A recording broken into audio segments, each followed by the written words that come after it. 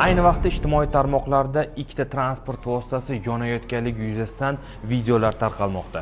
Ushbu holat bugun 26 dekabr kuni soat taxminan 18:45 larda Toshkent viloyati Bo'ka tumani hududidan o'tgan D020 Qorasuv-Bo'ka Bekobod avtomobil yo'lining 40-kilometrida sodir bo'lgan bo'lib, holatda 1991-yilda tug'ilgan haydovchi boshqaruvidagi Cobalt rusumli va 1986-yilda tug'ilgan haydovchi boshqaruvidagi Gazelle rusumli yuk transport vositalari ishtirokida yo'l transport hodisasi sodir bo'lgan hamda ikkala transport vositasi to'liq yonib ketgan.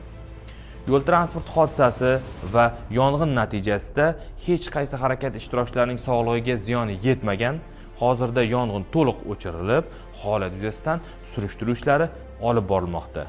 Hurmatli haydovchilar, yo'l harakati qoidalariga amal qiling va bu kabi hodisalarga sababchi bo'lib qolmang.